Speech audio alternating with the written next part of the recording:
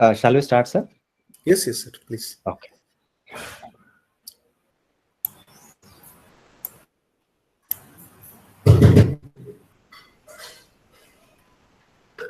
Sahaya Namaha. A warm good morning to all. Kavikula Guru Kalidasa, in his opening sloka in Raghuvamsha, immortalizes the relationship between Vak, word, and its Artha, the meaning, by comparing Vak and Artha to the relationship between Parvati and Parameshwara, the divine parents of the cosmos who are inseparable. Vagartha viva sambrutau, Vagartha pradipataye, Jagada Pidarau Vande, Parvati Parameshwara. Welcome you all to the 5th lecture in the Tadvidyasambhāṣā series, an academic initiative by Professor J.S.R. Prasad Sir, Head of the Department of Sanskrit Studies, School of Humanities, University of Hyderabad. I, Dr. Ramya Arnath, Research Scholar at the department, will be taking you through this program. Today, we have a very special lecture revisiting the science of sentence interpretation in Sanskrit by Prof.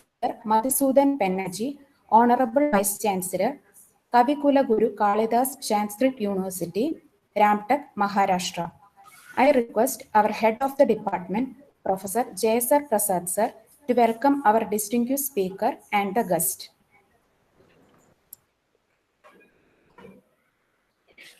Namasabhaye, Paratattvamrtasara Varshinim Atiharshinim, Sri Venugopala Krishnakya Murtim Artiharam Stumaha.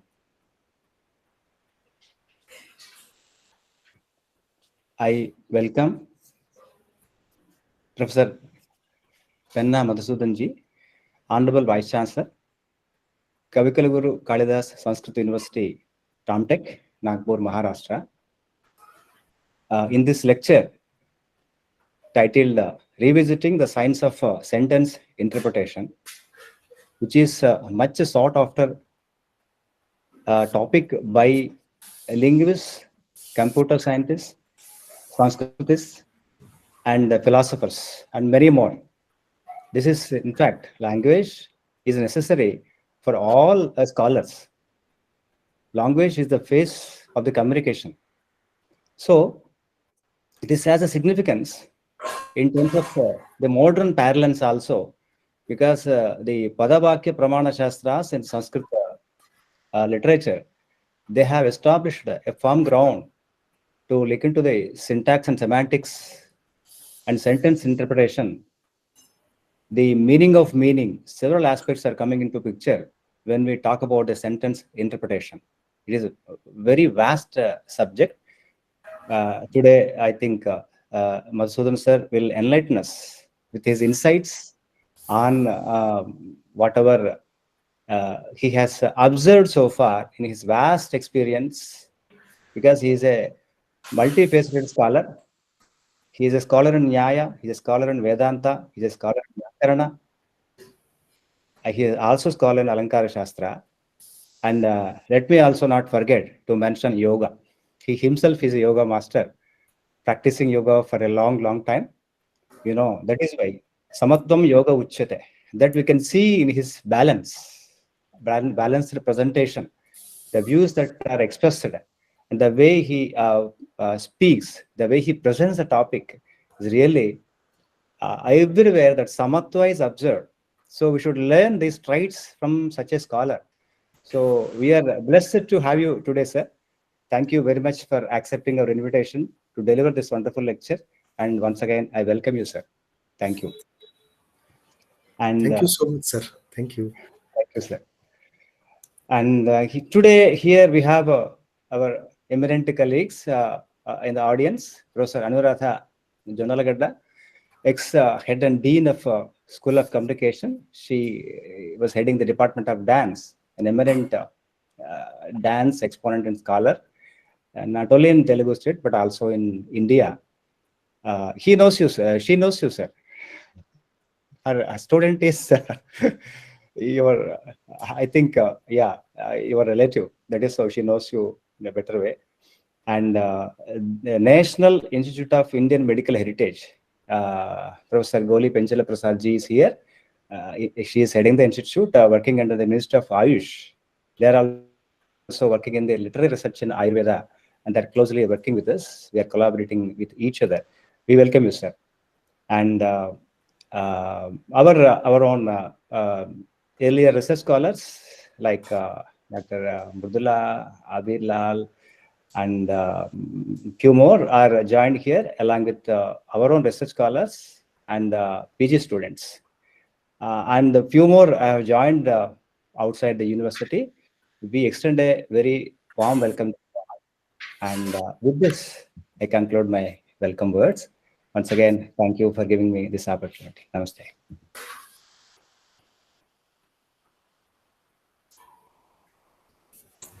Thank you, sir. Guru Vishnu, Guru Devo Maheshwaraha. Now, Sakshat Parabrahma Tasmai Shri Gurave Namaha. we now move ahead to this greatly awaited lecture by our speaker. I invite Kumari Abhirami, MA final semester student at the Department of Sanskrit Studies, to introduce our honorable speaker. Good morning all. Today, this task of introducing our guest of honor and speaker is a great privilege. Professor Penna Madhusudan was designated as the VC, Professor and Dean in Department of Indian Philosophy at Kavikula Guru Kalidasa University, Ramtak, Maharashtra. Professor Penna Madhusudan excelled in his education by securing gold medal in bachelor's, master's and PhD. His areas of interest are Yoga Shastra, Nyaya and Vedanta philosophy. He contributed 2 Mahakavyas, 10 Lagu Kavyas, 30 translations and edited 140 books. He got Sahitya Academy Award for his Mahakavya on Gulab Rao Maharaj. Professor Penna Madhusudan recently translated the Marathi Jnaneshwari in 9,000 Sanskrit slokas. Professor Penna Madhusudan was honored with Doctor of Literature by National Sanskrit University, Tirupati, for his unique contribution in Indian philosophy. Apart from this, he was honored as Vajaspati Yuva Vibhashchit Utkrishta Sanskrita Pandit Shastra Ratnakara from the Tirumala Peedam established by Bhagavata Ramanujacharya in 10th century. He was felicitated with Sahitya Academy Award, Maharashtra Government Sadhana Award, Pandit Satwalekar Award, Pandit Ladkar Shastri Award, and Pandit Gatathe Award, Sri Bhashyam National Award, Gujarat Government Somnath Trust Award with gold medal and title for Best Scholar and many others. He has travelled in the Netherlands and was the member of the Indian delegation to Canada in World Sanskrit Conference 2018 and also to Indian Embassy at Nepal in 2023.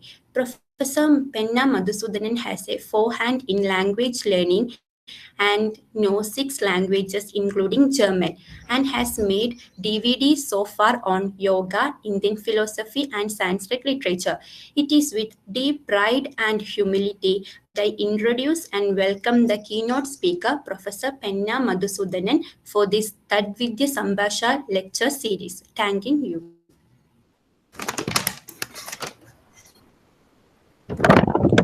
Thank you, Abhirami, for the introduction. We, the students, research scholars, and all the guests eagerly look forward to new insights from you. Sir, please. Yeah, thanks a lot, Ramyaji. So thanks to the research scholar who has introduced me. So thank you all. Guru Brahma, Guru Vishnu, Guru Devo Maheshwaraha, Guru Sakshat Parambrahma Tasmai Shri Gurave Namaha. I welcome all of you to this nice lecture. I tell you nice because the topic chosen by me is really very interesting, and especially in the context of national education policy and Indian knowledge systems, this particular topic bears a lot of significance, and therefore I'm so excited to share my understanding of this topic with you. I, at the outset, would like to thank my dear friend Prasad sir, because he has kindly invited me to deliver a lecture on this favorite topic. And I I would like to offer my namaskaram to Jonalagadda Anuradha madam. Long back I met her at her residence. She must be remembering that. I had been to her house. I met her. She is a great classical dancer. I admire. And all the other dignitaries who are present here, I offer my namaskaram to all of you. And let us go to the topic. This is revisiting the science of sentence interpretation. So I would like to tell all the research scholars and the upcoming Sanskrit students that this, as Prasad sir told us, this is a very important topic. At the same time, it's a very vast one. Lot many books have been written on this sentence interpretation. And the importance of sentence interpretation, you can understand from the lecture itself that whatever Shastra you may be studying, whether it is Vyakarana, Nyaya, Mimamsa, Vedanta, Sahitya, this sentence interpretation is a definite part of that. It is so inevitable that you have to study it, you have to understand that. It is in a way, the way of honing your skills in Sanskrit interpretation techniques.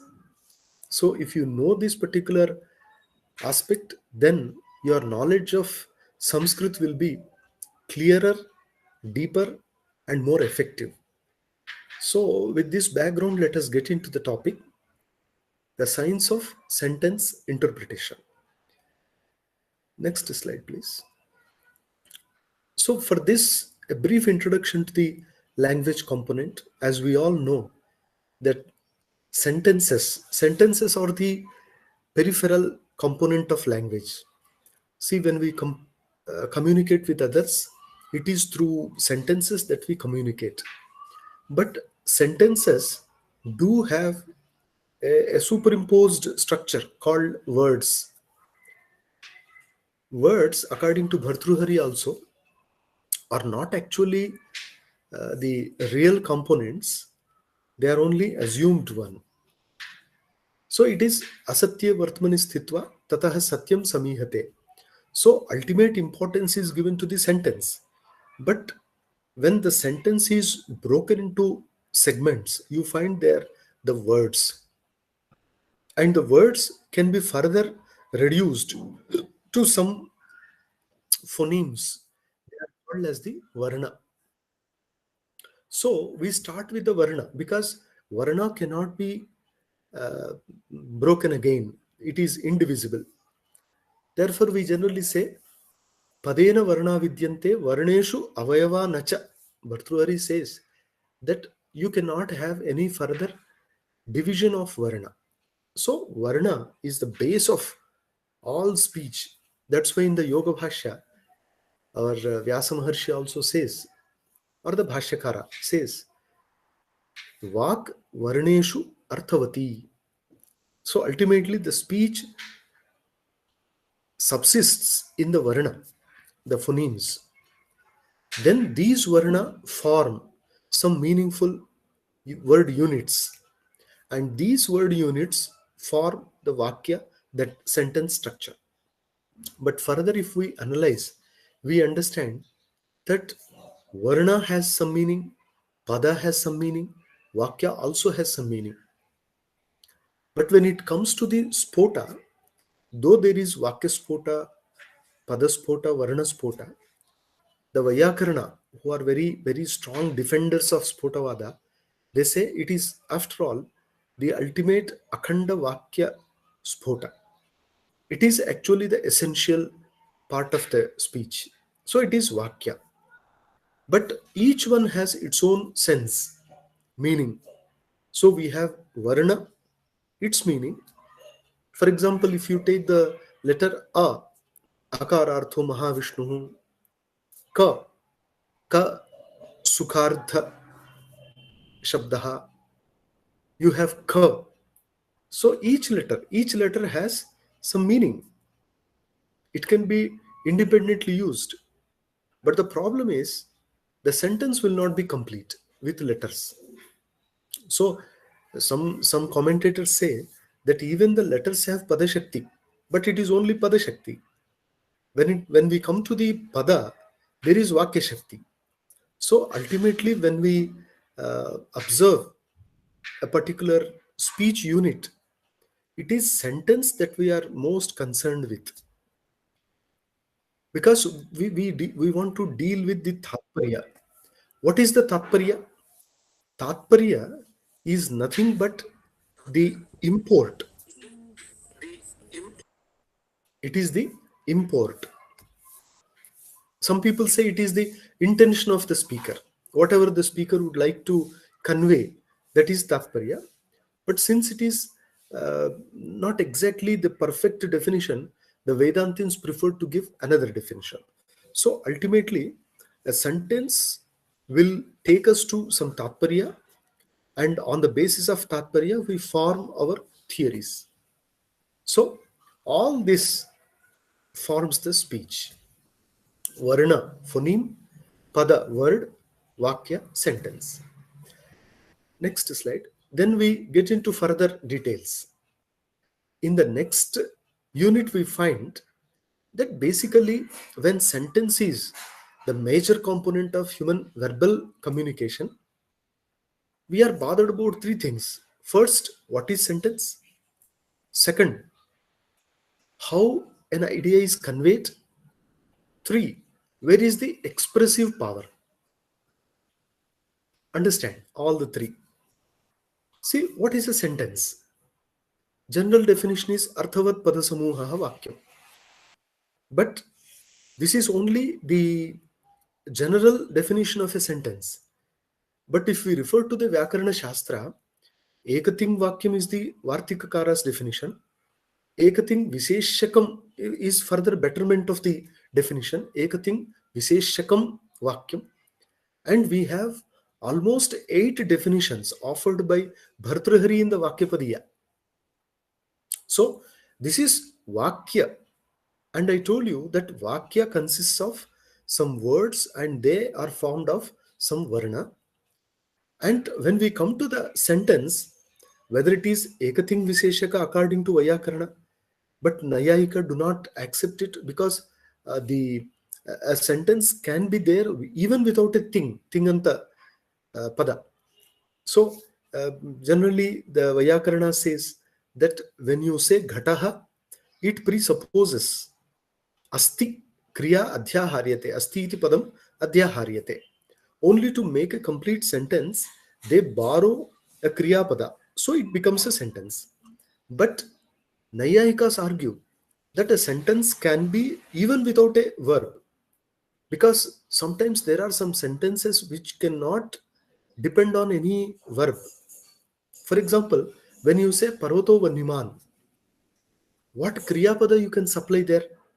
If you say Paroto Vaniman Asti, it is partially correct, because Parvataha Vaniman Bhavishyati, Parvataha Vaniman Asit. So this particular Pratijna Vakya, Paroto Vaniman, whether it is Pratijna, whether it is Nigamana, thus Kriyapada is not necessary to complete the sentence. Paroto Vaniman by itself is a complete sentence. The copula is not required. Then we come to the conveying idea. See, as a speaker, I have some idea, I have some understanding, I have some knowledge, and I would like to pass on that to the other person. There is a communication between X and Y, me and the other person, the speaker and the hearer. So when it is verbally communicated, few important points do take place there. Important points are there. I would like to convey my knowledge. That knowledge is passed on to the other person through words.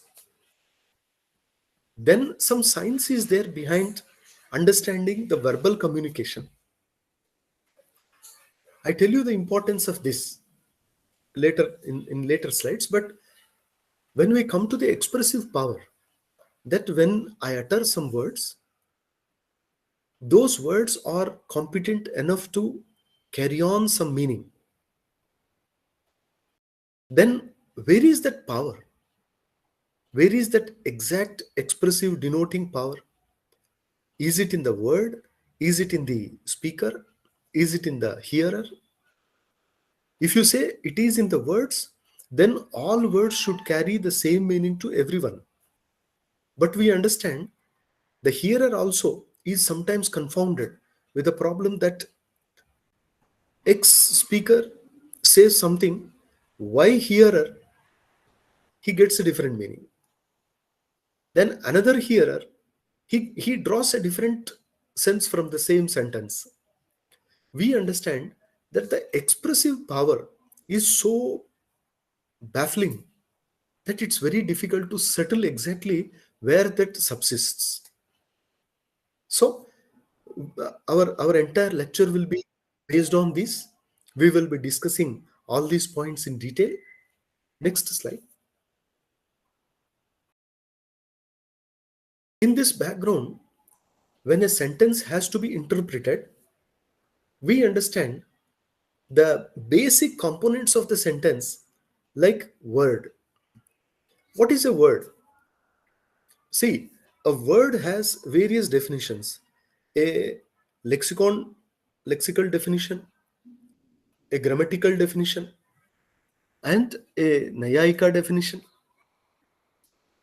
But the definition offered by the grammarian is partial because it does not apply to the words in all languages.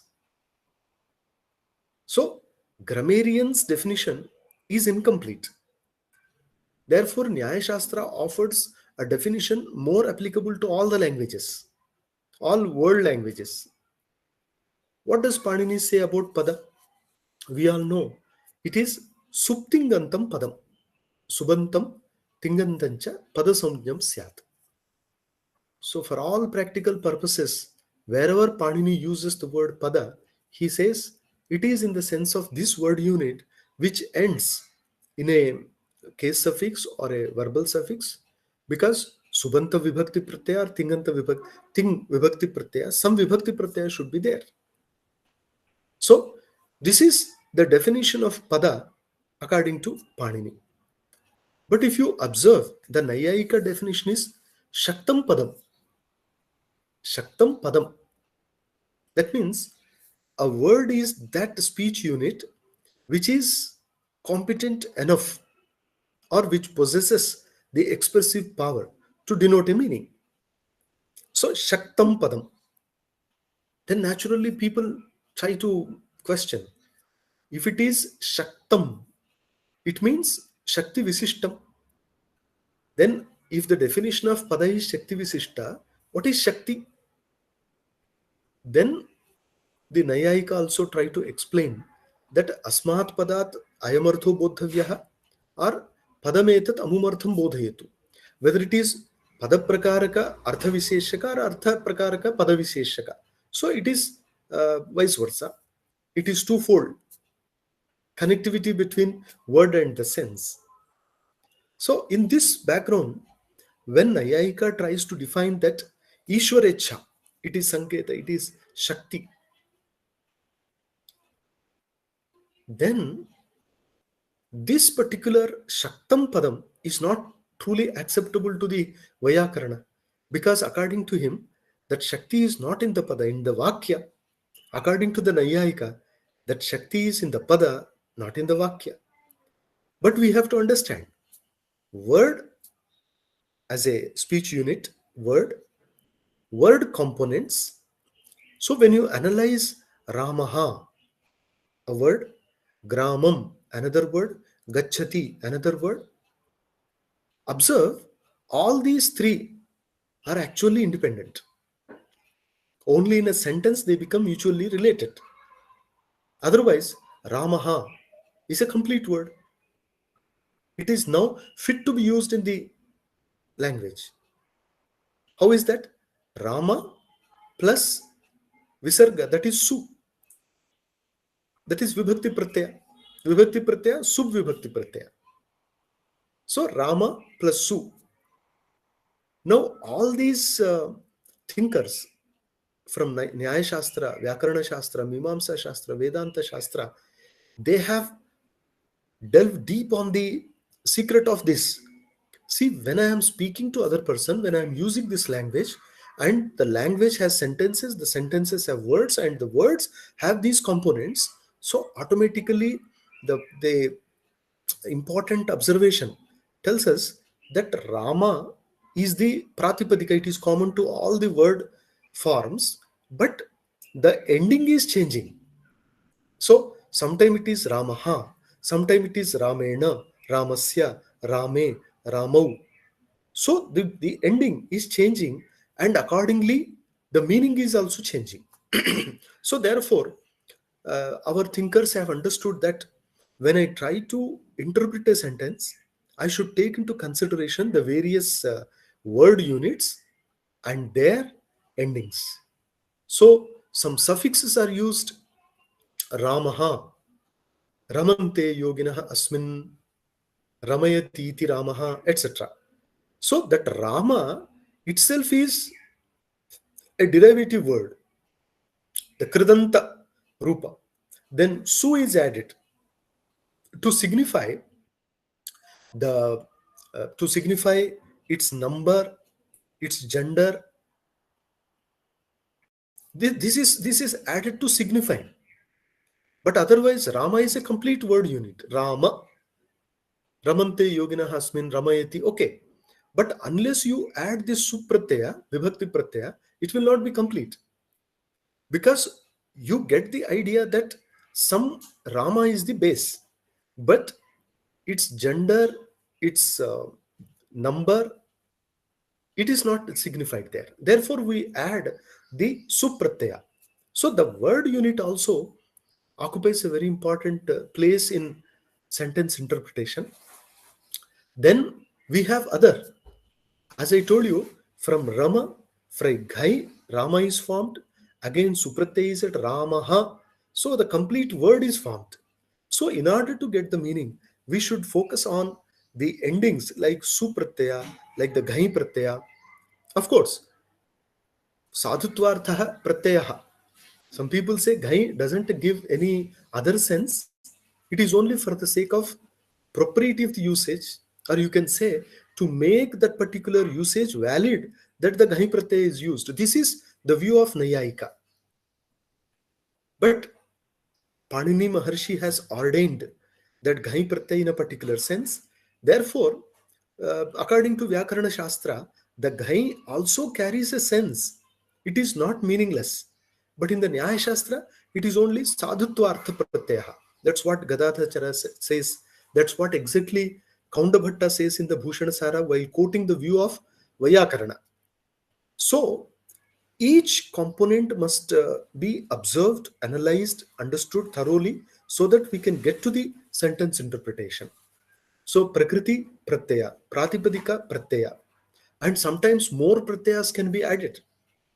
For example, in the Nyaya Shastra, in a different sense, when they say Avrittitvam, they say it is not just Avrittitvam, it is in the sense of Vrittitva Bhavaha, because the nahi, it is in the sense of Abhava that they have taken from the 6 meanings. So they say Avrittitvam is Vrittitva Abhavaha. But Avidya is not just Vidya Bhava, it is Vidya Virodhi. So how do you take that particular component? Added to a word, okay, but it does not give the same meaning at all times. Avidya, is taken differently. Then Adharma, it is taken differently. Anudara Kanya, it is taken differently. So that particular unit is differently taken. So it is taken in the sense of abhava, like vrittitvam, avrittitvam, vrittitva abhava. But while explaining this vrittitva abhava also, Nayayika say vrittitvatvavachinna pratiyogita ka abhava. Vrittitvatva double. If you argue with the Vyakarana, he will say vrittitvatva is not possible at all. Because Sarupa Pratyayo Neshtaha, Sannantat Nasanishyate is the popular theory of Vyakarana. So Tva, tasya bhavas tvatalo, when it is added in a particular sentence, in the same sense, it cannot be added again. For that, Nayayika has an answer. He says, I take it as a unit. There can be prime sets and the subsets, major and subsets. So in a particular word expression, the verbal expression, you have vritti tva tva. It's like a square, b square, a plus b whole square. So you are actually adding value to the entire components of the structure. So here also, you want to say that vrittitva is a word unit. I am adding tva to that. So this way also, the word components need to be understood when we study the Shastra. Then we come to the word potency. Shakti. Where is it? Is it in the word? Is it in any component of the word? So the Vyakarana and the Nayayika, they don't agree with each other. You know that Shaktihi, Ishwarecha, Sanketaha, Padapadartha Sambandhaha. While beginning his treatise on the Shakti, Gadadhara Bhattacharya also made it very clear that it is Vrittihi Shaktir Lakshanaveti Padavritti Dvivachana. Shaktihi Lakshana. So Shakti is a Padavritti. What is Vritti? Padapadartha Sambandhaha. So the word potency is also very important. So the ability with which that particular word puts across a meaning or conveys a meaning. The Nayayika says, actually the word potency is twofold. One is the denotative and other is implying. So the word can directly denote a sense or it can imply a sense. But if you ask the Vyakarana, he will say that directly denoted sense and suggested sense are there. And in the Sahitya Shastra, when you take the sentences, there can be the direct denoting power of the word, the implying power of the word, suggesting power of the word. All these are vritti only, shabda vritti. Then tatparya can also be taken in consideration while interpreting a particular sentence. So from the subtlest to the grossest, we can go to the sentence interpretation. So Shakti is there in the word, that is according to the Nayayika. Shakti is there in the Vakya, Vakyepi. So that is according to the Vyakarana. And that's why, especially when they have to talk about the Lakshana, the problem is Lakshana is Mukhyartha Badhe, Mukhyartha Yoge Tad Badhe. So ultimately, when there is Mukhyartha Badha, you have to depend on Lakshana. And these people say that, take for example, Ghata. Ghata gives a direct meaning, Kambub Grivadiman, that is Padartha Visheshaha Ghataha. Then these people say, if Pada is Shaktam, then Lakshana is possible because the Pada Artha is Badhita. But if it is in Vakya, how is it possible? A big discussion ensued between Nayayika and Vyakarana, especially Gangayam Ghoshaha is a popular sentence that is taken to explain all these details. So Nadyam Ghoshaha, for example, Gangayam Ghoshaha. So we say Gangayam Ghosha is not possible. Ganga cannot be the substratum or locus of the Ghosha or the hamlet. So we have to say that it is Ganga Tire Ghoshaha. The Tira is an implied one. Ganga Pravaha is a direct denoted sense. But the Vyakaranas argue, Gabhirayam Nadyam Ghoshaha, Gabhirayam Gangayam Ghosha, if it is there, then that particular Lakshanikatva is not there in the word. It is a sentence. So such problems have been highlighted by the other thinkers also, and lot of discussion ensued. So this is word potency Shakti. Then word referent, it is also a matter of concern for all the thinkers. What does a word refer to? Does it refer to the class or the form or individual or a collection of all these? So if you ask the Mimamsaka and Vedantin, he will say the word directly denotes the class. So when I say vriksha, it is vrikshatva, ghata, ghatatva. But many problems arise there. If I say my word refers to the class, then when I use that particular word in a sentence, like bring that pot, can a person bring the potness or the pot? So the word pot in the sentence should refer to the individual, that particular object, not just the class. That is the problem. Therefore, some people say jati visishta vyakti. But when you study the Nyaya Sutra, Jatyakriti Vyaktayah Padarthaha, says Gautama Maharshi. And he says Jati, Akriti, Vyakti all go together. Because what gives life, Pranaprada, is Jati only. And all Pravritti Nimittatva is there in the Jati. But at one level. But at another level, for all practical empirical usage, it is actually the form or individual.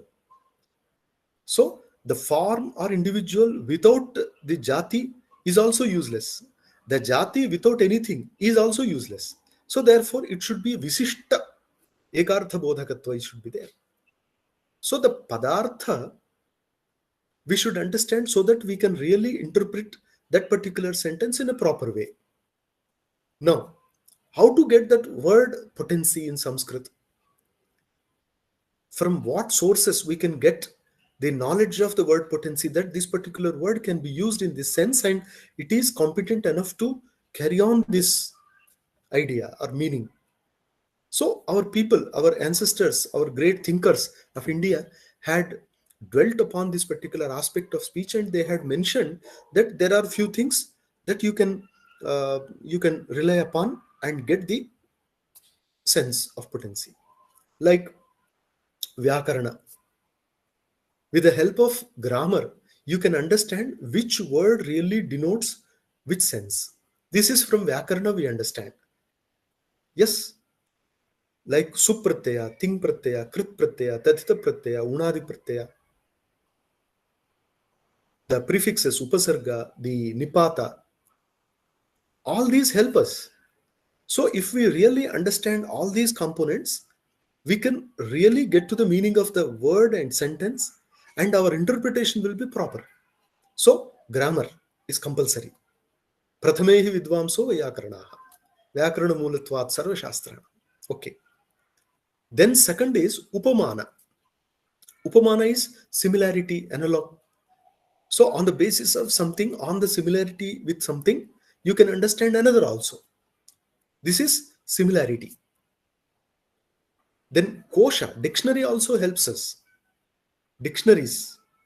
We have two kinds of dictionary like lexicon and the thesaurus, etc., where we find the synonyms, homonyms, and antonyms also. So this also helps us.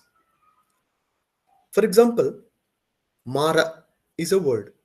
So we understand from the Amarakosha and other dictionaries, Madanaha, Manmathaha, Maraha, Pradyumnaha, Meenaketanaha. So all these words help us. Okay, these are all in the same sense. These are all synonyms. But there are other koshas which actually explain the word also. Like Nirukta, like any other one. So we get the etymological meaning of the word from koshas. Then Aptavakya. From the reliable sources also we can understand the word potency, in which sense it is properly used, it can be used, it has been used. So this is another important component. Then last one is vyavahara. So how people use in society. From that we understand that this particular word needs to be used in this sense only. Like in Telugu, we have vicharana, vicharam. So in some places it is used in the sense of inquiry. But in Telugu, vicharistunnadu, it is used in the sense of some worrying. It is used in that sense also. Similarly, there are so many words which have got some sense on the basis of the vyavahara, that is convention. Like anukula, pratikula, these words. Anukula, initially it was having some relation with the kula, that is the bank. So when the wind blows favorably and takes the ship to the bank, it is anukula. And opposite wind is pratikula. But now we use that not in that sense. We use that particular word in general sense of favorable, not favorable. That's all. There are so many such words. So vyavahara is also a source from which we understand the word sense, word potency, and we go for a sentence analysis. Then word relation. Okay, in a sentence you have so many words, and all words may be having their own sense. But unless they are connected, they are mutually related, you cannot derive the sentence meaning. So naturally you come to the word relation. And that particular mutual relation is known as samsarga. There is, of course, difference of opinion that some people say the samsarga is directly conveyed. So, samsarga visishte padarthe anvayaha, this is Anvitabhidhanavadi, the Mimamsaka, like Mimamsaka Bhatta. So, Prabhakara and even Vedanti and other also, they say that it is Anvita Abhidhana. What is Anvita? That is Samsarga Vishishte Padarthe. Then you have Abhidhanam, Shaktihi.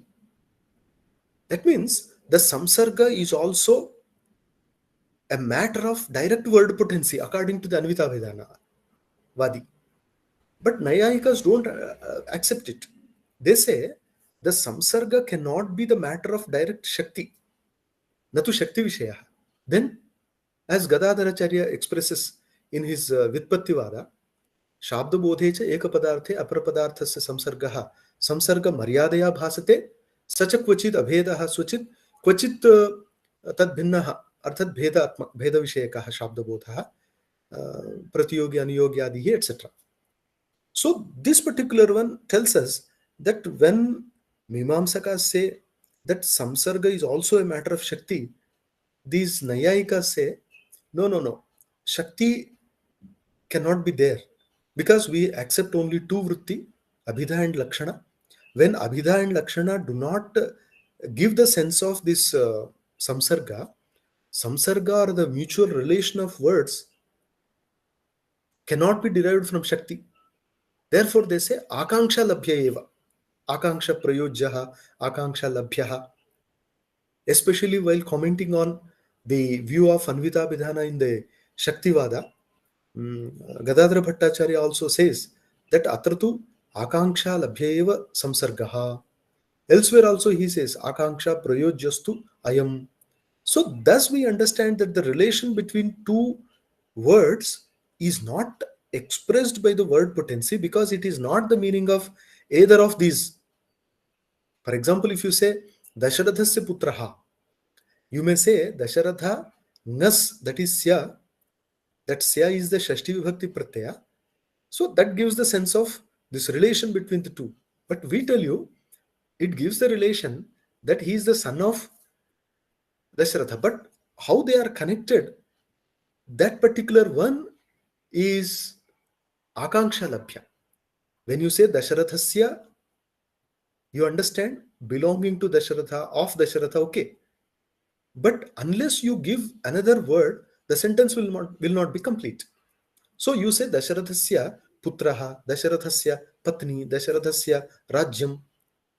So the other word actually completes the sentence, and this mutual dependence, mutual expectancy is Akanksha. So thus we understand that the word relation is also very important in sentence interpretation. Then I told you in the beginning itself that in Sanskrit we have, because it is a inflectional language, therefore we have so many word endings, and all these word endings stand for their respective sense. And unless we take into consideration the sense of particular word ending, we cannot derive the sentence meaning. How? Yes, you observe in the Bhushanasara also, in the beginning itself, what does Kaundabhatta say? He says very clearly, Phalavyo vyaparayor dhatuhu ashrayetu tingasmritaha phale pradhanam vyaparaha tingarthastu visheshanam, he said. Though phala vyaparayoh dhatuhu, okay, this is patha. Patha is the dhatu, ti you have added, and this patha gives the sense of phala and vyapara. Mimamsaka say only phala, and Navina Nayayika say phala visishta vyapara. Even some of the Navina Vyakarana also accept it. So whether it is only phala or vyapara or phala visishta vyapara, they have analyzed that.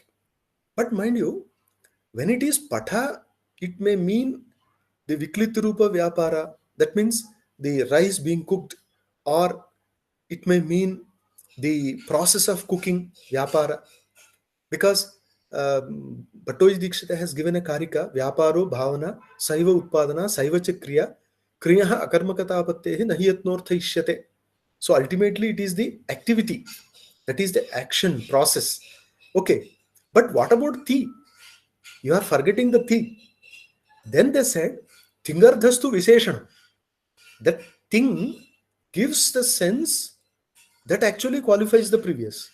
So how? Karta, Karma, Sankhya, Kala. These four. So when the word is analyzed, for example, a verbal form, it is analyzed. It has a root, it has an ending, but ending is also important because it is giving a particular sense. And accordingly, the sentence is interpreted. Then we have various schools, a big ocean, a big mountain. That actually the ancient thinkers had different understanding of the sentence, and they have recommended that particular school. So word endings and compounds. Compounds is also a very big problem, because in the Vyakarana Shastra and Nyaya Shastra, they have discussed whether the samasa artha is obtained through lakshana or abhida. Or Vyakarana says it is direct sense, whatever is the compound meaning. But Nayayika says whether it is Dvandva Samasa, Bahurihi, it is Lakshanaya Labhyate, he says. That sense is not directly obtained. So they have different opinion.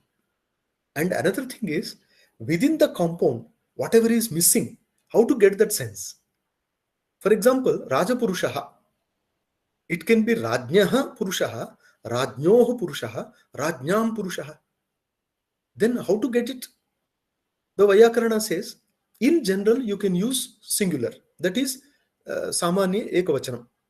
Then you understand it is Rajnyaha, and when there is a special occasion, special need, then you can take that particular number. Dvivachana, Bahuvachana, etc. And another problem is the relation between the two, Raja and Purusha. How are they connected? We say Swaswami Sambandha is there. Swa and Swami is there.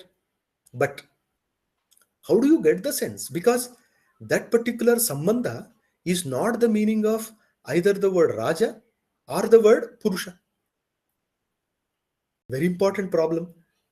That when I am understanding Dasharatha Putraha in the sense of son of Dasharatha, that son, there is a word Putraha, Dasharatha, there is a word Dasharatha, but the relation, that Janya Janaka Bhava, is not the meaning of either the word Dasharatha or the word Putra. Therefore, that needs to be derived. So all these occupy important place in sentence analysis or interpretation. Next slide, please. Then we understand, this I was explaining to you, the Anvita Abhidhana and Abhita Anvayavada. So we generally observe that we first understand the word meaning, connect them, and then express. But what about the hearer? Will he first connect and understand, or will he first understand the words and then connect? So first connection, then word meaning, or word meaning first, then connection. Understand here, Anvita Abhidhana or Abhita Anvaya, that particular Anvaya is nothing but Samsarga. Therefore, when Mimamsakas explain, they say it is Samsarga Visishte Padarthe Abhidhanam, it's Anvita Abhidhanam. That Abhidhanam is nothing but Shakti. Then Abhihita Anvaya, that means first there is Shakti, and that Shakti is competent enough to give the sense of Samsarga also. Now, the Matabheda is clear, that whether the Samsarga is a matter of Shakti or matter of any other word function. So the Mimamsakas say it is directly obtained, therefore it is a matter of Shakti. Nayayika don't accept. He says, Samsarga Maryadaya Samsargaha Bhasate. It is not Shaktya, Vrittya. Because Vritti is in two forms, according to Nayayika, Abhidha, Lakshana. Then this Samsarga cannot be the sense of either of these two. Therefore, Vritti Upasthapya is not there. Then how to get the sense of Samsarga? Then they say, it is Akanksha Labhya. Akanksha is Samsarga Maryada. So this you understand between the two, speaker and hearer. The speaker has already connected. Now he is using words, because in order to express that connected sense, he requires words. But the hearer may not be having the connected sense. So he first takes each word, connects and understands. Next, please. In this process, I tell you, the role of a sentence is very important, because it is that which we really rely upon. Because it is actually supposed to carry the amount of reality. For example, I have understood something in its complete form. Now I would like to communicate this, my knowledge, to others. My sentences should be fit enough, competent enough to carry my cognition. If I say there is a book on the table, so my sentence should give the sense, and the other person should understand that there is a book on the table. So all the components of the speech should be capable enough to carry on this. So therefore, your cognition should match with the fact. Fact is the real outside. So when there is a match between these two, it is yathartha anubhava. There will be real acquisition of knowledge, then communication of knowledge. At two places we must be very careful, and all Shastra, they focus on that. How can you really understand a thing, and how can you really communicate your knowledge to others? Two things are there, very important. Therefore, it is Jnana and Tattva going together, Tattva Jnana. And all the Shastras give importance to Tattva Jnana. Nobody says Ajnana you should cultivate. Everybody says Tattva Jnana. Whether it is Bauddha, Jaina, Nyaya, Vaiseshika, Sankhya, Yoga, Mimamsa, Vedanta systems, all these tell you that you should acquire Tattva Jnana. The only difference is, what is Tattva according to you? So the schools differ. Somebody says Tattva. of the Jagat is important. Another says Tattva of the Jiva is important. Another person says, no, no, above all these two, there is some unknown entity. It is Prakriti. Somebody says, no, no, it is Brahma. Whatever it is. But they are actually talking about some Tattva, and they are emphasizing on the on understanding the Tattva, and if possible, passing on that information to others. So Tattva Jnana. Next. In this process, knowing and knowing rightly is very important. Otherwise, all sentences do not carry any significance if they are talking some rubbish. Madhyastire dadimaha, like that. So some right knowledge is required. If you observe this particular image, you will find that there is tattva on one side, the fact, outside fact, that there is a glass full of water. It is known as structured entity. There is waterness. Then water and waterness are related inherently. Therefore, inherence is the relation. But this is what you observe. Then when you would like to communicate that to others, then it will form a sentence. And that sentence should reflect all the components of your knowledge. Then you must be careful while knowing a particular object. So it is samavaya sambandhavachinna, jalatva jala. So that jalatva is residing in the jala through the relation called samavaya. So samavaya sambandhavachinna, jalatva. This way it is communicated. It is the structure of the content. Structured entity, structure of the content. So everything in the world, in the universe, is knowable and definable, or you can say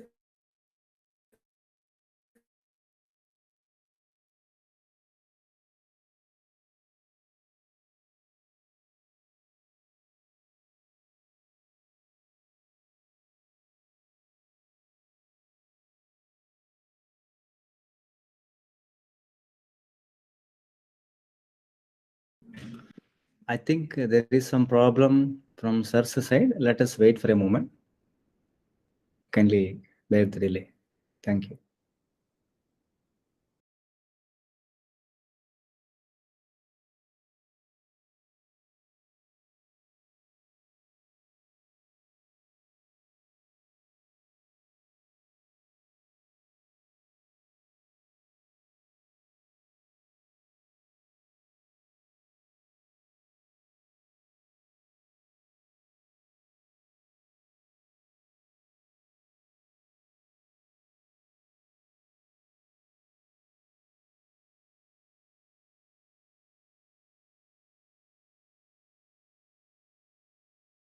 Yeah, he has lost the connection. He's joining back.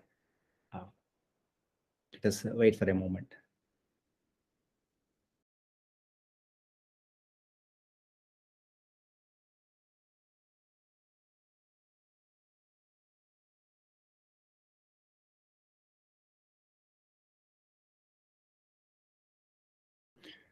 Meanwhile, if you have any questions or doubts, you may kindly type in the chat box, or those who are viewing this lecture through YouTube, you may also type out your message out there, so that at the end of the session, we can take up these questions with Professor Madhusudan sir.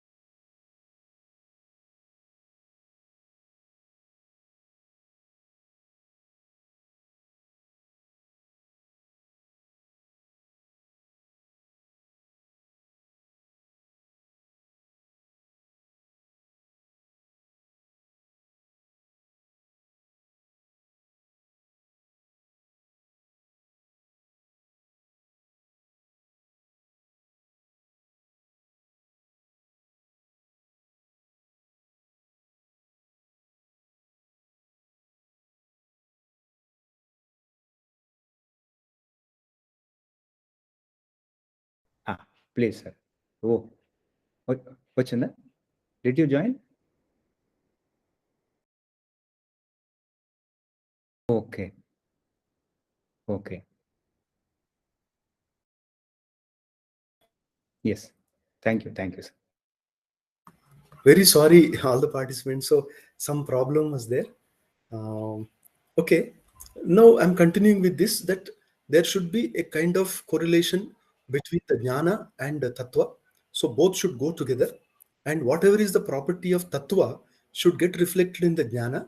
Then it will be tadvati tatprakaraka. So that knowledge is true. So tadvati tatprakaraka jnanam anubhava, yadhartha anubhava. Okay. So next slide. In this manner, we understand that the role of sentence is very important, especially when it comes to knowledge representation. So the structure of the content, the structured entity, and when it comes to communication, it is a verified communication, then there will be a sentence. So when all the saints, all the Santa, whether it is Shuka Maharshi, Vyas Maharshi, Shankaracharya, Ramanujacharya, Bhagavad, Madhvacharya, or Jnaneshwar Maharaj, Raman Maharshi, anybody. So when they say something, it is in the form of sentences. And automatically we try to analyze the sentences so as to get to the idea of the speaker. So what Raman Maharshi wants to convey to us, what Gadadhara Bhattacharya wants to tell us, what Vyasa Maharshi has got to tell us. This way, we analyze the sentence only. Next, in this sentence, we again observe that the most important communication factor, sentence. Then, the most efficient means of verbal knowledge, sentence.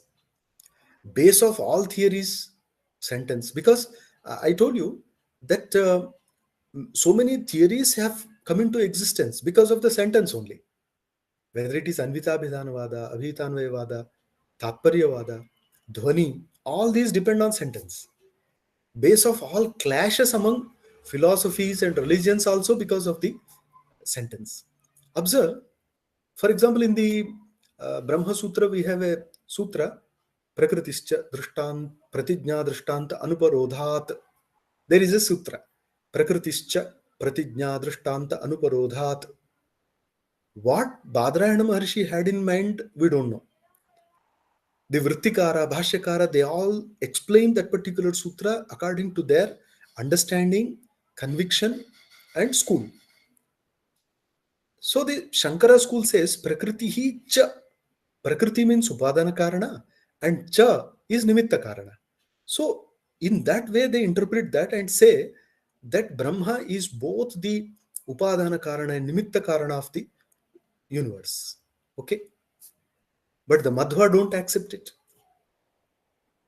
So they interpret the same in a different manner.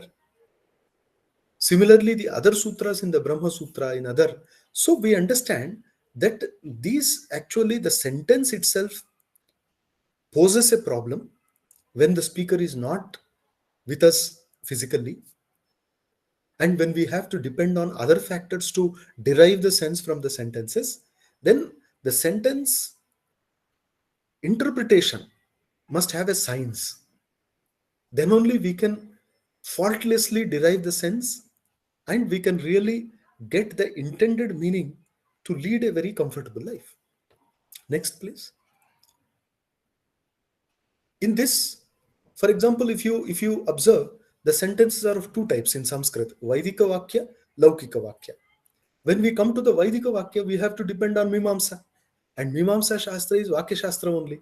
So it analyzes the Vedic sentences like Mantra Brahmana first, Mantra Brahmanayoho Vedanamadheyam.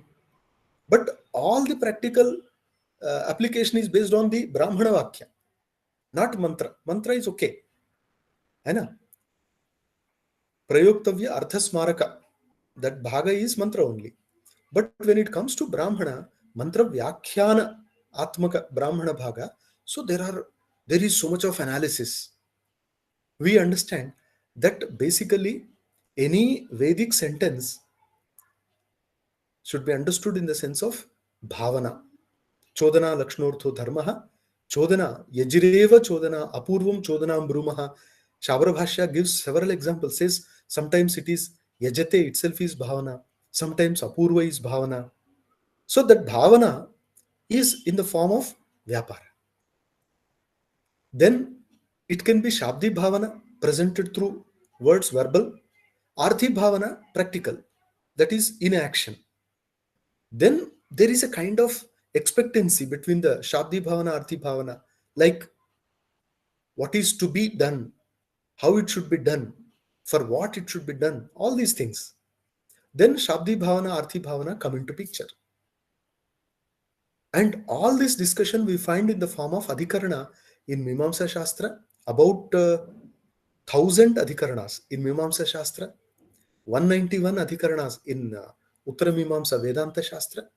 But we find a systematic development of the Shastra like Vishaya. Vishaya is the subject matter. Vishaya is the doubt. Purvapaksha is the prima facie view. Siddhanta is the theory. Then Sangati is the connection. Without connecting, without giving an upapatti, without proper reasoning, you cannot just state your theory. It will not be taken or accepted as final theory unless you give proper reasoning for that or proper pramana for that. Next slide. Thus, in the Mimamsa Shastra, a Vedic sentence, especially the Brahmana Vakya, is of different type. Some Brahmana Vakyas are there. They give the injunction, vidhi. Some are prohibitive. Some are just reminder. Some are namadheya, name, nomenclature. Some are praise or blame. So, different types of vakyas are there. But all the other vakyas, they get connected with the vidhi. So, we have some methodology in sentence analysis like Shruti Linga Vakya Prakarana Sthana Samakhya. Depending on these, actually this you can study from the Mimamsa Paribhasha Artha Sangraha, etc. So depending on these, we have to analyze the sentence and get to the exact import of the sentence. Next. Now a Laukika Vakya. There a Vakya can have, as I told you, it has words, and the words depend on yoga, rudhi, rudha yoga. All these are there in the Tarka Sangraha also. So whether you depend on the etymological sense, whether you depend on the conventional sense, depending on that particular word can be taken as Yaugika Shabda, Rudha Shabda, Yaugika Rudha Shabda, Rudha Yaugika Shabda. 4 are possible. Here, take for example the sentence Ramaha Shighram Gramam Gachati. Now Rama is going to village in a hurry. You have the words Ramaha Shighram Gramam Gachati. 4 words. Then you have to come to Pada Avayava. Rama with Su. Shighram is a Kriya Viseshan. Grama plus that is Karma Vachaka. Gam Ati Gachati. This is Kriya Pada. You have the components there. Like Ting Pratyaya, we have seen that Karta, Karma, Sankhya, Kala are the meanings of the Ting Pratyaya according to Vyakarana. And according to the Mimamsaka, it gives the sense of Bhavana, while Bhavana is the sense of Dhatu according to Vyakarana. So there is Matabheda between Vyakarana, Nayayika and Mimamsaka. So this Matabheda is there. Now, you observe here, Rama, Su, connected with Shigram, that is connected with Gramam, that is connected with Gachati. So the connections are there. And this mutual connection, mutual expectancy is called as Akanksha. Unless the other word is supplied, the sentence is not complete. Therefore, Padasya Padantara Abhava Prayukta Anvaya Ananubhavakatvam Akanksha. According to Nyaya Shastra, it is the inability of the sentence to complete its sense. It is Akanksha. But Vedantin don't accept it. In the Vedanta Paribhasha, he says, it is not in the form of Abhava. It is actually Yogyata. That Yogyata is Akanksha. So, this Akanksha means mutual expectancy. And there you find Sanidhi. That means in the presence of the other word only, in the presence of the other word only, this particular word gives its sense. And therefore, these two words are mutually related. And this is the Sannidhi, according to the Nyaya Shastra. This Sannidhi is nothing but the proximity. And then here we have the Yogyata. Yogyata is the competence. So how a particular word is capable of giving that sense in a sentence. And all together, we go to the Tatparya. So in this manner, we come to the Tatparya, that is the word import. And all these are essential while interpreting a sentence.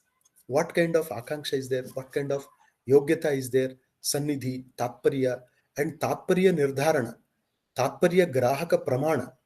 According to Vedanta, Upakrama, Upasamhara, Arthavada, Apurvata, Phalam, or some people say Apurva Phalam. So all this is Tatparya Grahaka. Next, please. Thus, we understand when we get to the sentence interpretation, that sentence interpretation is not possible without the pada and padartha. There are words with their respective senses. Then there is mutual relation of pada padartha sambandha, that is vrittya upasthapita, according to the Mimamsaka, and akanksha labhya, that samsarga is akanksha labhya, according to the Nayayika. But this pada padartha, you understand, padartha jnana is necessary in vakyartha jnana. That's what Anandavardhanacharya says in the Dhanyaloka also. Padartha purvika vakyartha avagatihi. So padartha jnana is important. And for pada artha jnana, you require shakti jnana. And that shakti jnana is actually is after padajnana. So first you have padajnanam, then padartha upasthitihi, shakti jnanam, then you go to the vakyartha jnana. So this manner it is carried on further. And here vritti is very important, because vritti is there in two forms. I told you that abhidha and lakshana, or you can say shakti lakshana cheti padavritti. So they are there in the pada, word potency and word implying power. So two are there. And on the basis of this only, the pada can give some sense. This must be kept in mind. Next, please. Then, what does word signify directly? Some people say only class. Some people say only form. Some people say individual. Some people say relation of word sense. That is Anvita Vidhanavada. So thus various views are there. But exactly what does a word signify? Gautama Maharshi observes that for all practical purposes, the word needs to signify all these together. It is a compound structure, that it has class, it has form, it has individual. Then only it will be complete. Jati, Akriti, Visishta Vyakti. But others don't accept it. It is only Jati, they say, and Jatya Vyaktirakshipyate, Akshepavada. They say in the Mimamsa Shastra that the Vyakti is not the direct meaning. It is only the inferred one. Akshepa can be in the form of Anumana or Arthapatti. So that is the inferred or implied one, not direct, they say. So these two views are there. So when we are understanding and interpreting the sentences in a particular Shastra, we have to take into consideration all these factors, that in Sanskrit we cannot be free. There is a science behind this science, some sentence interpretation. Next.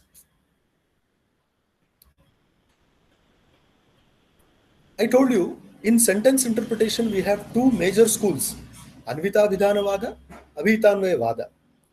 So in this Anvita Vidhana, the one school of Mimamsaka, words by themselves can express their own independent meanings, which are afterwards combined into a sentence, expressing one connected idea. So the logical connection between the words of a sentence, not the sense of words themselves, that suggests the import of the sentence. So Vachyartha is different from Tatparyartha. And the mutual relation of the words is also directly denoted according to this school. But the Nayayika, he follows the Abhitanvayavada. According to this, words express a meaning as part of sentence, and they later get grammatically connected. That is Anvita. So Abhidhana is first, Anvaya is later. That is in different form. For example, Ghatamanaya. It means not only jar, but jar as connected with the action of bringing. So first word sense, then there is mutual relation. This is Abhitanvayavada. So next, please.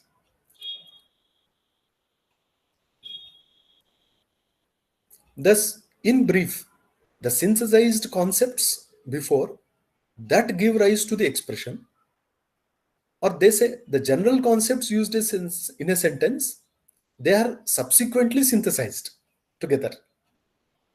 You understand? Whether this kind of synthesis first, then there, that means the words synthesis first, then later their meaning, or meaning first followed by their synthesis. So between these two only we have the clash. Next. And when it comes to final purport of a sentence, what is Vakyartha? So when you ask the Nayayikas, they give importance to the individual, not to the action. If you ask Vyakarna, he gives to the action, not to the individual. This is the difference. That means that individual performing the action, this is according to Nayayika. This is Prathamanta Mukhya Visheshaka Prathamantartha Mukhya Visheshaka Shabdabodha. But if you ask the same, the Vyakarna, he will say the action performed by the individual. Action is important. So what is Mukhya in a Vakyartha is different according to different schools. So the Vyakarna says that activity is important. Then what about individual? Without individual, activity is not possible. They say, yes, we also know that since activity is not possible without individual, that individual is later inferred. But action is first. And Nayayika logically say the individual is important, the action is second. Prathamanta Mukhya Visheshaka. And this is Vyapara Mukhya Visheshaka. So for example, when it is Ramaha Patati, what is important is Patana Kriya according to grammarian, Rama with Patana Kriya according to the Nayayika, logician. This is the difference. But Mimamsakas always believe that it is Bhavana ultimate. That's why in the Mimamsa Sutra also, Amna is a Kriyarthatvat, Anarthakyam Atadarthanam. So there we understand that Bhavana is important. Then Vyakti is Akshepalabhya. What is this Bhavana? Vyaparo Bhavana Saiva Utpadana Saiva Chakriya. And all the Vedic sentences, they are actually exhorting us to go for some action, because it is Pravritti Dharma in the Mimamsa Shastra. Next. So ultimately, when we go to sentence interpretation, we have to keep in mind that all the sentences, they have one Ekavakyata. This is Vakya Ekavakyata. Otherwise, there will be Vakya Bheda. Especially in the Pasya Mrugo Dhavati, we understand that Dhavantam Mrugam Pasya, if we take that sense, then it will be Vakya Bheda. And even in the Brahma Sutra, at several places it is mentioned that the Vakya Bheda should not be there. Vakya Bheda Bhiya Atra Iyam Paddhati Rashriyate, etc. they give. So Vakya Bheda should not be there. And Jaimini Maharshi has explained this Vakya Bheda in the sense of Sameshu Vakyabheda Syat. What is this Sama? The Shabara Bhashya explains that it is nothing but Nirakankshishu. If there is no Akanksha, it will lead to Vakyabheda. If there is Akanksha between sentences, anywhere in the text, all these sentences can get related. This is exactly what Shankaracharya did in his Sutra Bhashya. While quoting Upanishad sentences, he says, don't analyze any sentence independently. Consider the context, consider its relation with other sentences, and then only go or jump on to interpretation.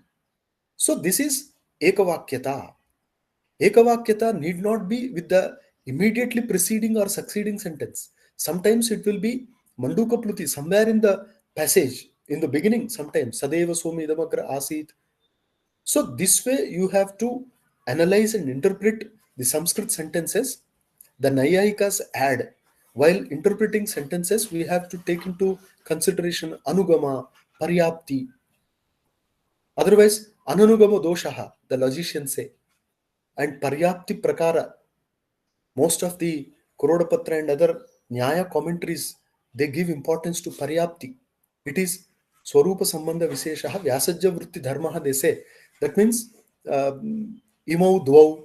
So actually they are two related. There are two in relation with this. One, two. In relation with other only, this will be two. So this is Paryapti Prakara. Then syntactical position. Then there are other factors also that we have to keep in mind, especially when we are trying to analyze Shastra sentences in our Sanskrit tradition. So with this, I conclude. I may have taken some more time, but I thank you all, especially Professor JSR Prasadji, because this is a beautiful topic. I loved very much. I liked it. I thank from the bottom of my heart, Prasadji. You have come to the department and you have organized such a beautiful lecture series and invited me to deliver whatever little I know. So thank you so much, and I thank all the dignitaries. Sasirekha madam is there, Namaste madam, and Anuradha madam is there, and many other, Satyanarayan Annaya, he's also there. So I thank all the senior scholars. I thank all the research scholars of present time. So if this lecture has helped you to know some nuances of this Vakyartha Visleshan, then I think this effort is fruitful. Thank you. Namaste. Thank you so much, sir. Penna sir, thank you so much.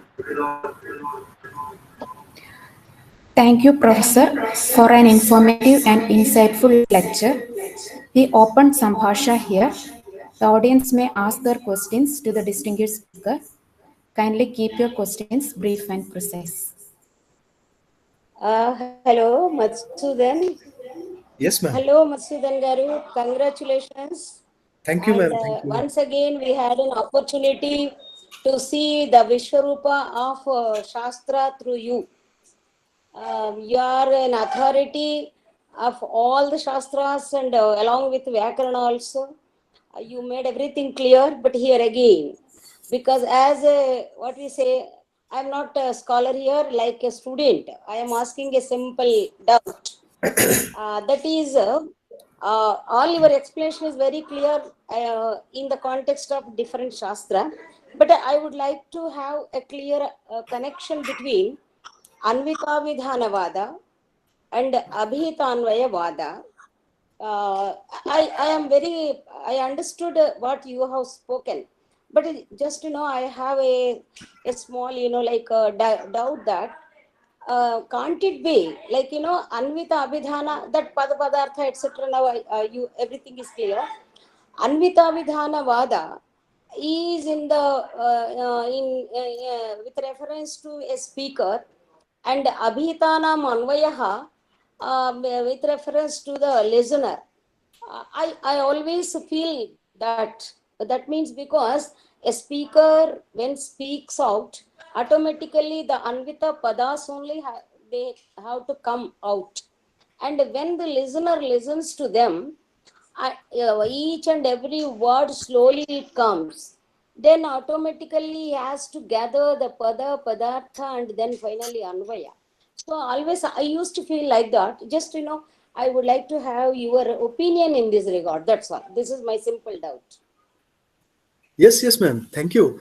Actually, in my lecture, I was explaining the same, that from the point of view of the speaker, it is Anvita Vidana. Yeah. From the point of view of the hearer, Yeah. it is Avitanvayavada.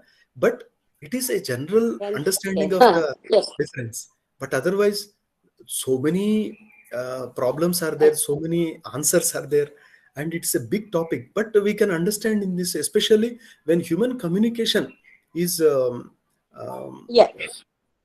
with reference to the human communication, this understanding is proper. Yes. Yeah, that's whether it is right or not, because Yes, I am yes. not an authority. Yes, That's yes, why ma'am. to testified by our small little professor, because big professor is Ramchandrudu Garu. For me, you are little professor. So because next to PSR, now you are there. So you are there is a P in you also. Okay, I'll give the dayas to others. But again, one thing is this Shastra, as you say, again, each Shastra has got its own paribhashika pada. To understand, again, we have to take the, like political parties, we have to take the party of each Shastra, I believe. Anyhow, now it is the mic is to all the researchers and them. And once again, thanks to Prasadji for really providing us an opportunity. And as you, to see Madhusudan, to listen to him. So thank you, Prasadji. Okay, bye. Thank you so much, ma'am. Thank you, Shashirekha madam. Thank you, Madhusudan sir. There is a query in chat box. Dr. Satyabrata Nandaji, please go ahead with your query. Hello. Namaste, sir. Sir, actually, in the point of Rudhi, yoga and yoga Rudhi, sir, actually, where we can apply all these points in only means lokavakya ya asmakam vedavakya also. It is my doubt. Acha.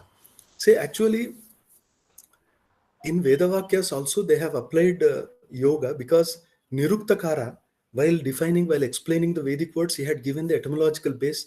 So it is very clear that he had in his mind that the Vedic words can also have etymological meaning, and they should be taken into consideration. And Laukika words definitely have this yoga and rudha.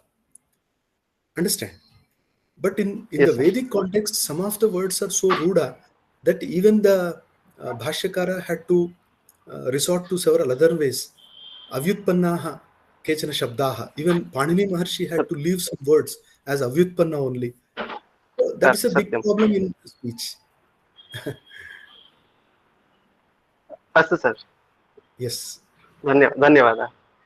अस्ति भो, इयं समस्या महती वर्तते, यत्र शब्दानां योगः अपेक्षितो वा, अर्थात् अवयवविभाग अथवा रूढिर्नाम यथा लोके प्रचारः, लोके प्रसिद्धिः, तथा शब्दानाम् अर्थः ग्राह्यो वा इति संशये जाते महान्तः आचार्याः तद्विषये स्वकीयां धारणां व्यवृण्वन् तत्र केषाञ्चन मतानुसारं शब्दाः सर्वेपि व्युत्पत्तिम् अर्हन्ति इति, परन्तु केचन शब्दाः सन्ति ते तथा प्रयोगम् अर्हन्ति, ते अव्युत्पन्ना एव इत्यपि दृश्यते.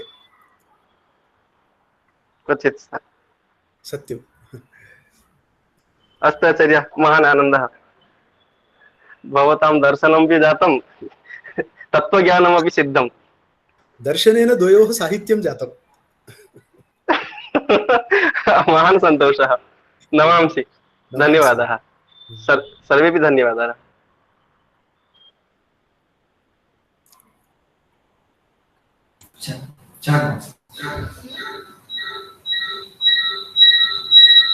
Thank you, Nandaji. Any other queries?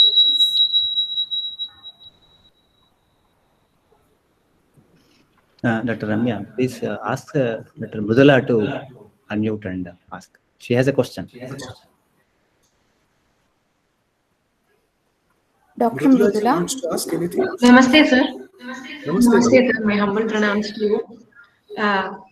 So my small doubt is whether a person who is not aware of the concepts of linguistics, would he require Shakti Jnanam in the process of comprehension? When you just mentioned the step-by-step process, that is Padajnanam, Shakti Jnanam, then Padartha Jnanam, etc. Yes, ma'am, definitely. Gadadhara Bhattacharya says in both Shaktivada and Vitpattivada, because Prakrityartha Vivechana Shaktivada, Pratyartha Vivechana Vitpattivada, but in both the texts he has made it very clear that without Shakti Jnana, you cannot derive any sentence meaning. Because if you don't have Shakti Jnana, then in which sense you will ascertain the meaning of the word? That is the problem. So Shakti Jnana is compulsory. Sir, from the point of view of a commoner, we do not see a word, we just see a word and its meaning. We do not see the Shakti or Lakshana. He's not even aware of those components. Yeah, it's not like that, Mridula ma'am. Actually, Shakti Jnana, Vyakarana, Upamana, Kosha, Aptavakya, Vyavahara also. So, you may not be knowing technically, but you know from the convention that how it is used in the society and you are using freely. So, you unknowingly you have the Shakti Jnana. Oh, yes, sir. So, it's not that you have to study the text. For example, Pushpavantau is a word. Pushpavantau. Pushpavantau. What is the meaning? Two probably trees that have flowers. But according to the haste pushpestah. But according to the Kosha, Dvau Pushpavantau Divakara Nishakarau Eka Yoktya. So Amar Kosha says Surya and Chandra together Ekaya Uktya Pushpavantau. That's all. So how do you know that? Either you have to study Kosha or you have to depend on the Vyavahara. So you get the Shakti Yes, that is a beautiful example. Yes, beautiful example, sir. Thank you. So that is there.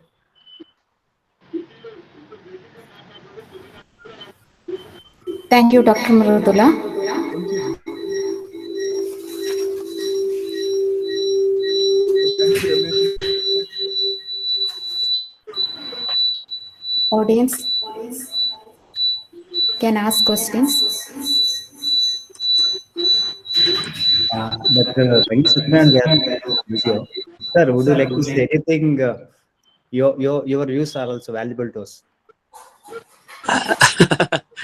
Yeah. No, sir, I wanted to ask about the Vakturichya Tatparyam. Yada Bhavatbhiruktam Shabdasya Telugu Bhashayam Anya Artha Vartate, Samskrita Bhashayam Tasya Anya Artha Vidyate. Yada Vakta Yad Vadati, Tasya Ichha Eva Tatparyamiti Maya Anumiyate. Satyam, sir. Satyam, this is important observation. Vakturichya Tatparyam is the popular sentence in the Tarka Sangraha and other texts. But the problem is, in the Apaurushaya Veda, there is no Vakta.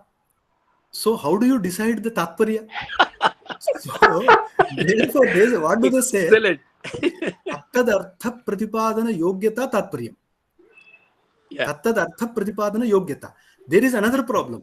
When I use the word Saindhava, it may mean salt, it may mean a horse. Then it is actually Tattadartha Pratipadana Yogyata is there in both senses.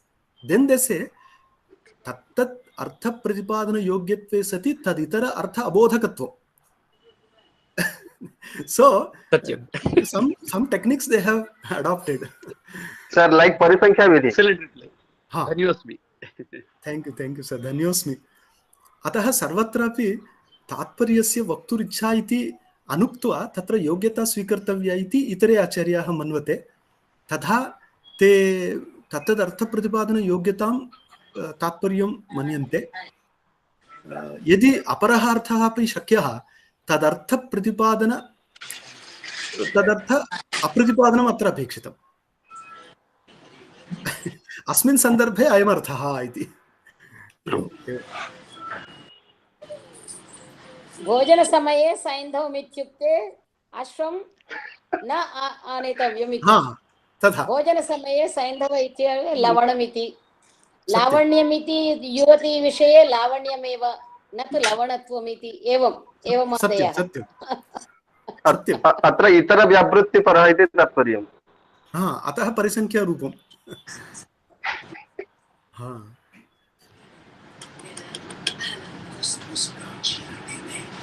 so because of the presence of all these nice scholars, the lecture has become total lively. Otherwise it will be always one sided. No sir, we enjoyed and we learned a lot. Thank you Anaya, thank you. So that is bimba pratibimba bhava. Bimba is powerful, so pratibimbas will appear. So that is there, like surya bimba, the bimba is very powerful, so automatically it reflects in pale water also. Jale api. Wow. So you brought alankara shastra here. किन्तु मादृशाः तथा न। बिम्बग्राहे मणिः यथा बिम्बग्राहे मणिः जलमित्येव समीचीनं मन्येऽहम्।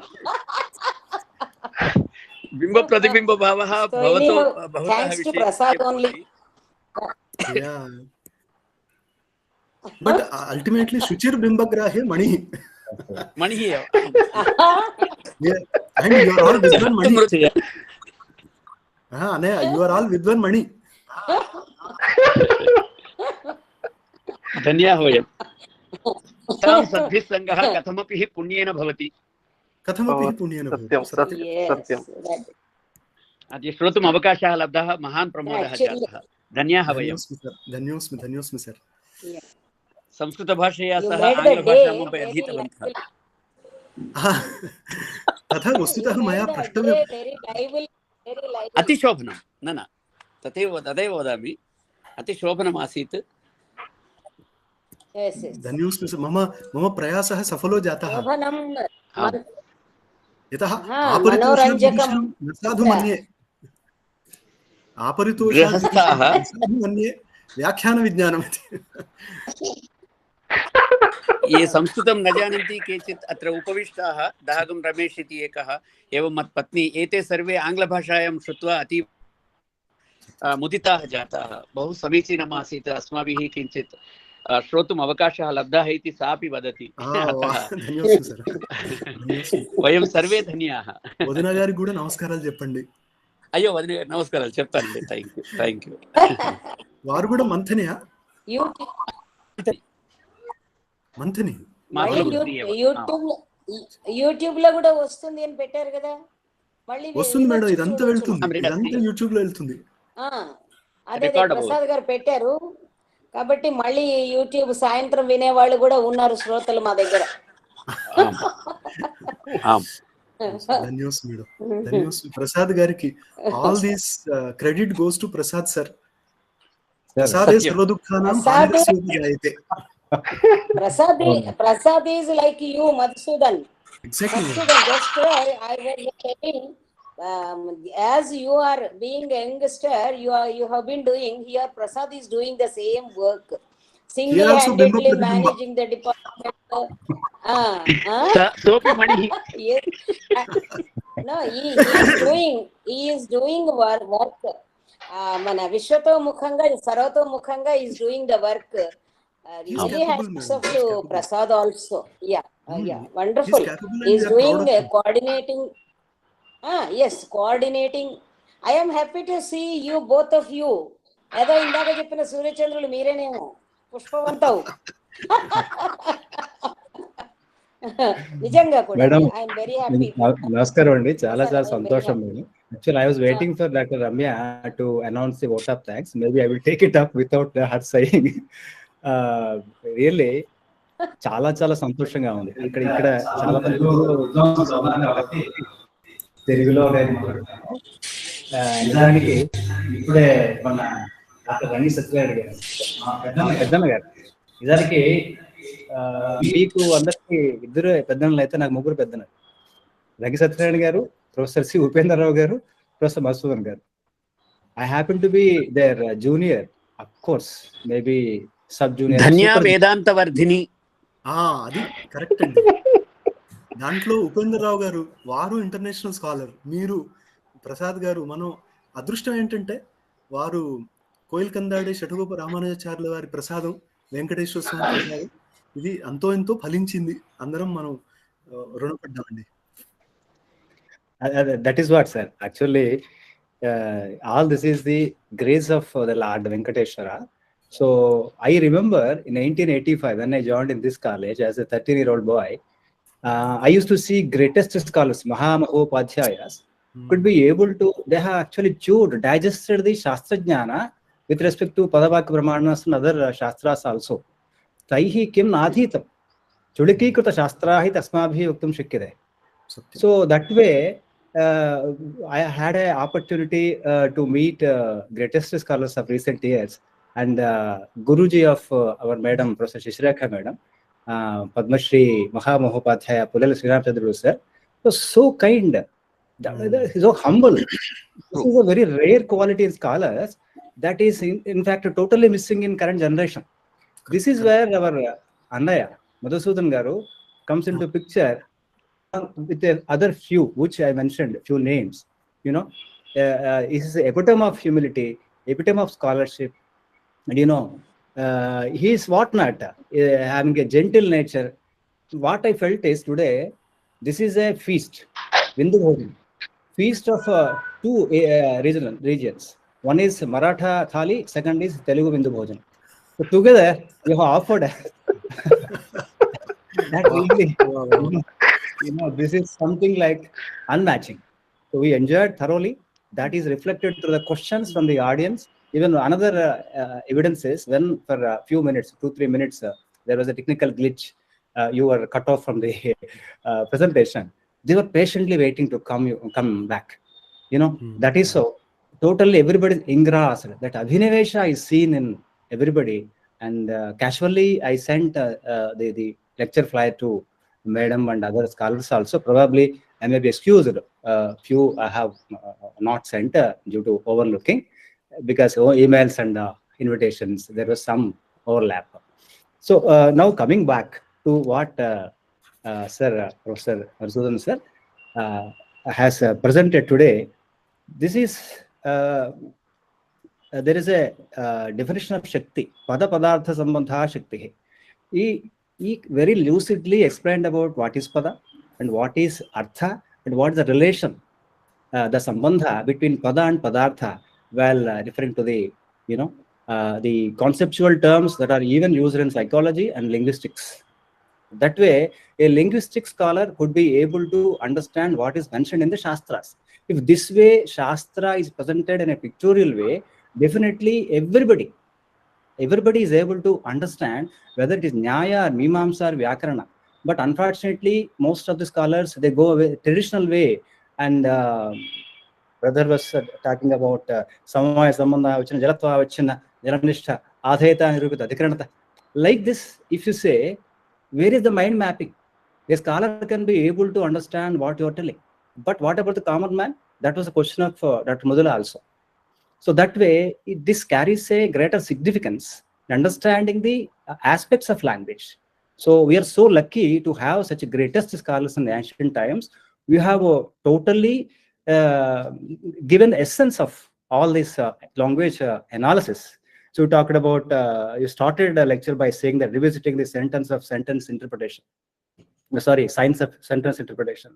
Sentences are an integral component of the language. With this beginning, you started your lecture and went on to say about Bhartrhari's quotation, Asatte Vartani Sthitva Tatas Satyam Samihate. In fact, this reminds us the Kavyadarsha's saying, Idamandham Tamakrusnam Jayeta Bhavanatrayam. It is Shabdakvayan Jyotihi Asamsaram Nadipyate. So it has a wonderful significance which we need to look into. What is the actual Abhidhana Shakti in the words? And what is a sentence? How an idea is conveyed? And where is the expressive power? With this, you motivated us to go ahead to understand further in this context. In fact, I recall a sutra from Patanjali Yoga Sutra, Shabdartha Pratyayanam Vitrayatara Adhyasat Samskaraha. tat pravibhaga sanyamat sarvabhuta ruta jnanam. In fact, Itareta adhyasat sankaraha. Itareta adhyasat sankaraha. I'm sorry, there was a mistake in the sutra. Thanks for correcting me. So here, what I mean to say is, Patanjali is not worried how a meaning is conveyed. Okay, together the components are conveying the sentential meaning. Fine. But word, its relation with the meaning, these three components, they are scattered. That is also the opinion of Yaska, because Yaska gives importance to etymology, nirukti. For example, he talks about prattam, avattam kind of examples. Initially, that is pradattam, and due to some other sutra, the final form rupasiddhi happens to be prattam. In avadattam, again it becomes avattam. He says that why you are doing this kind of, to in a lighter vein, Dravida pranayama. So why do you require this? You just go with the etymology. That is enough. That is his view. So ultimately, when a common person is confused at the juncture, what could be taken as a sentential meaning, definitely my humble opinion is, I studied Nyaya, but I don't subscribe to all ideas of the Nyaya. If the Mimamsa view is convincing for me, and a Vaiyakarana view is convincing for me, definitely subscribe to that idea, whether it is Anvitabhidhanavada or Abhidhanvada. That way, we have a freedom to choose. I think that is what Sir wanted to convey to us today. It is not simply, presenting what is there in the Shastra, because he also mentioned Shadvidha Lingam, what is Adhikaranam, the definitions which are really necessary for the sentence interpretation. And we ended with Vakya, Pada, Avayava, Shakti, and which requires subsequently the Akanksha, Yogata kind of components in order to derive the sentential meaning in a perfect way. Of course, with respect to some reservedness with regard to Mimamsakas, Nayayikas, and also the Vaiyakaranas, because the Pradhamantartha Mukhya Visheshakatva is mentioned by Nayayikas, then the Vaiyakaranas mentioned about Vyapara, then Mimamsakas mentioned about the Bhavana. So even in Nayayikas approach, what as a student, as a layman, what I see is the Kriyapada, the verbal form is already there. It is Adhyakrita. It is supplied from the outside. Devadatta Pandita, if I say, Asti is Adhyaha.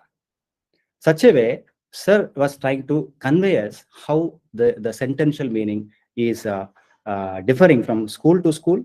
And also, he has given wonderful examples like Ramaha, Patati, and Ekavakyata, Vakyabhedaha, all this. In fact, this is a power-packed, information-packed lecture that gives us a wonderful understanding of the subject, as really explained by, expressed by some friends here, Ramnath, Mridula, and others, and Professor Anuradha ji, and many more. So I think some of your students also joined here. They enjoyed a lot, because this is an occasion to celebrate. It is not that we sit in the class and we read a text and we go to the exam to get the marks. What is understanding? That is what more important here. Though it went a little beyond the schedule, all of us have thoroughly enjoyed, and we look forward to more such lectures from you, sir. In fact, I have to say a lot about you. You are the Sahitya Academy winner. You are winner of many national and international awards, and the magnum opus Jnaneswari, he has translated into 9,000 verses into Sanskrit, whatnot. So let us get this Prajna Chakshutam about our Professor Madhusudan sir. So that way, I thank you very much for gracing the occasion, sir, and enlightening this exclusive topic. And we look forward for your gracious presence and collaborations further. Thank you. Thanks a lot, sir. And now I would like to thank Professor Madam Chichreka Madam. She has been with us. She visits our department. She is in our committees. Many ways she helps us. In fact, we are a small department, and we need help of the subject experts. And we look at Madam as a representative of Ramachandra sir. So that is so we see her. Thank you very much for Madam for joining us. And Professor Upendra Rao sir, one of the finest Buddhist scholars in India. He is the only one who went to Kashi and learned Buddhist philosophy long back, deviated from the mainstream, so that today he is one of the best experts in India. So that he is representing like Upendra in the Rajadhan, Delhi, the JNU. And I also thank our Peddanna, Dr. Rangi Satyanarayana Garu. He though he worked as a teacher in the Kendriya Vidyalaya school, he has got accolades from President of India as the best teacher award. And also, he is a very active volunteer of Sanskrit Bharati. He conducts Sambhāṣā camps. And also, he is a great avadhani. He does avadhanas and a great poet. But he is very humble. That is why it is a feast for us all to see you all here. And I thank Dr. G.P. Prasad, though he is Ayurvedic doctor, MD Panchakarma, he is deeply interested in our literature and is trying to understand the nuances of Ayurveda Samhitas. That is so we are working together. Thank you, sir, for joining. And also Dr. Satyavardhananda for asking a nice question. And thank you so much, Murdala, sir. the example was, thank you for joining us. Sir, actually, I am the Dr. student Murdala, of Dr. Madhusudan Penna, sir, and I am also working now in NIMH as Sanskrit, Sanskrit, Research Assistant Sanskrit. Oh, you are the one. Okay. Yes. Bhavatam Dashnena, Tushta. Swagatam, Abhinandanani. Aham, Namaste. And Dr. Mudula, for which question, I think the wonderful example is given, Ekayuktya Pushpavanto Divakara Nishakaro from Amarkosha, which is discussed in, Shaktivada, if I'm not wrong. Vitpativada, sir? So, Shaktivada, sir. Shaktivada, yes. Shaktivada. So, Akasha, yeah. Ponto, Nabhaha, Dhenuhu, all these are discussed there. Akasha, yes. All these words have been discussed thoroughly. And, because of your presence, I think this lecture become wonderful. And also I thank Professor Anuradha Junlagaddaji for her gracious presence throughout the lecture. And I thank my team, Dr. Ramya, Sri Subhashish Day, and Dr. Abilal Gangopadhyay, and the other students who helped us directly and indirectly in conducting the session so successfully. And with this, let us conclude the session. Once again, I thank Madhusudan sir, Madam Satyanarayana Garu, and others